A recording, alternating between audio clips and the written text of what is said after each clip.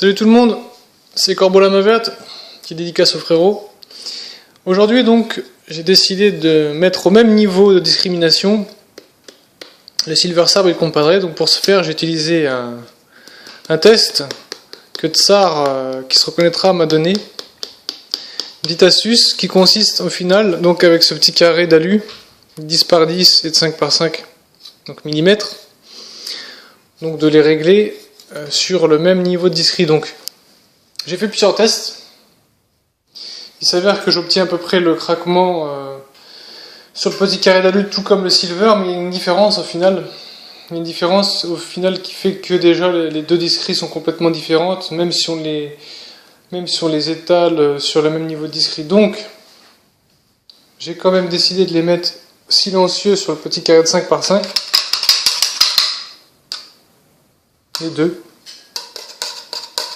Les deux sont silencieux, même sur les carrés de 10 par 10. Donc en obtenant le silence total sur le 5 par 5 mm, j'ai obtenu le silence également sur le 10 par 10.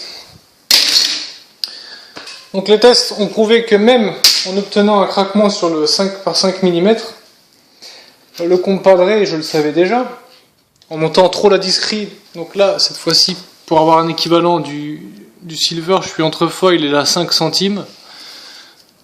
Et là sur le silver, je suis à 4, un peu plus que 4. Et bien au final, je perds la plupart des cibles que j'avais grâce à l'avantage que présentait la discri ED180. Donc la plupart des tests que réussissait le compadré, eh bien c'était grâce à sa discri ED180. Je veux aussi rappeler que quand je les mets sur le même niveau de discri avec le carré d'alu, 5 par 5 mm en ayant un crépitement sur les deux, comme il peut y avoir à 0 de discri sur le silver, il y a une différence. Ça se joue, effectivement, la discrimination se règle au millimètre près, et on sait qu'on peut perdre énormément de cibles, mais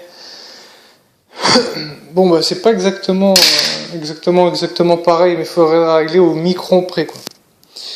Donc, je voulais en revenir aussi au fait que j'ai eu un commentaire sur la dernière vidéo qui me disait que c'était le disque qui avantageait le compadré. Et comme je lui ai répondu à Paolo Paoletta, Noobis pour ceux qui le connaissent sur les forums, je dis non, c'est la discri ED180 qui joue un rôle.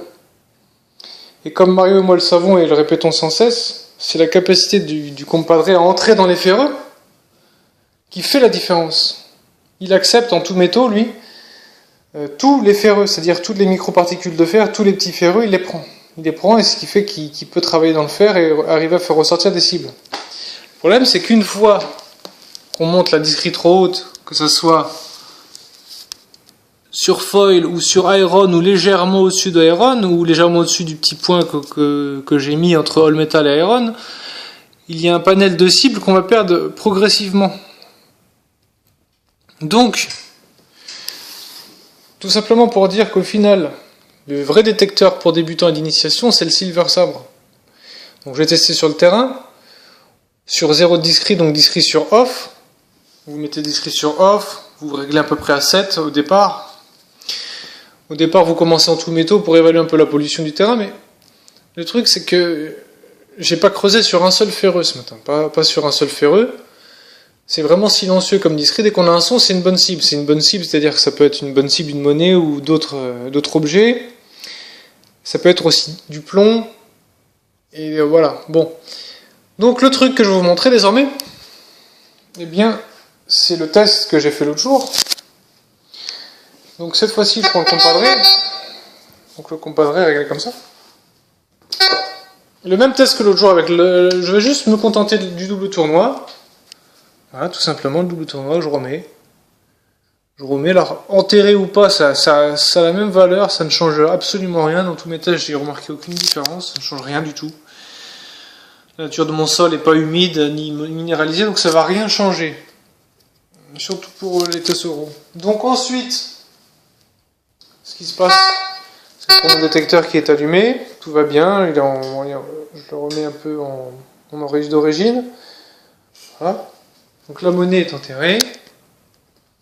Et voilà, écoutez. Voilà ce qui se passe. Alors voilà, on me dit que c'est le disque. Mais comme je le savais, je connais très bien mon détecteur, je fais des tests depuis un moment.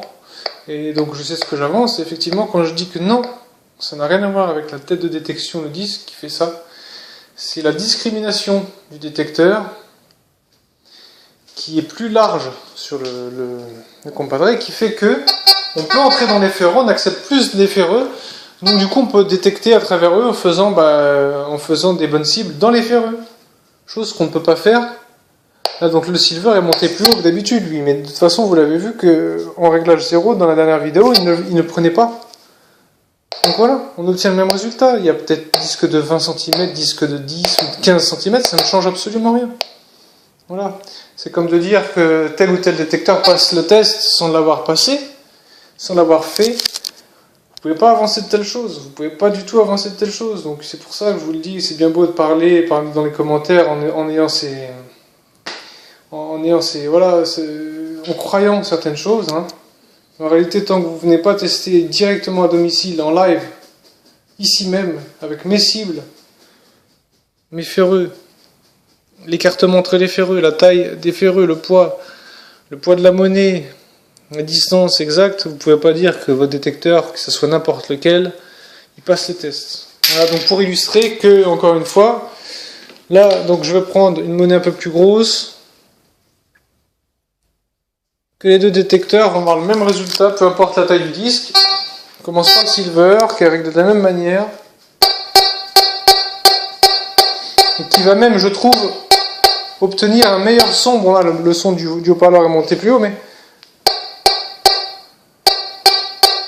on va légèrement obtenir, je pense, un meilleur petit son que le compadre, et encore, c'est de très peu. Pourquoi ? Parce que la discrimination sur les Tesoro, ça se joue au millimètre. C'est-à-dire que là, j'ai discriminé les deux carrés d'alu, mais peut-être que j'ai poussé un poil trop haut le compadre, mais voilà, dans l'ensemble, ils auront les mêmes perfs. Ils auront les mêmes perfs là, à partir du moment où on a dépassé la plage des ferreux, mais c'est la même chose. C'est la même chose, donc voilà. On va prendre pour témoin ce petit tromène. Hop. Bien prise. Voilà. Bon, écoutez, simplement ce test pour vous montrer que voilà, j'ai l'équivalent de la même discrimination sur les deux, et qu'effectivement le disque n'a rien à voir avec ça. Et oui, c'est la discrimination ED180 qui fait la différence et qui permet de tels exploits dans les ferreux. Voilà, c'est pour ça que le compadre est si réputé aux États-Unis, c'est pour ça.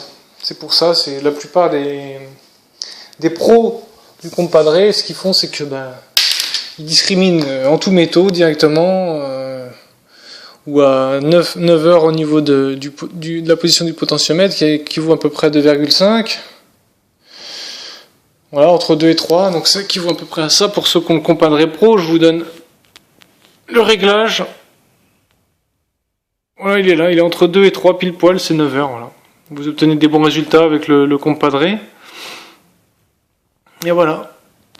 Voilà, c'était Corbeau. Écoutez, je vous dis à bientôt pour de nouveaux tests. Et d'ici là, portez-vous bien. Allez, ciao!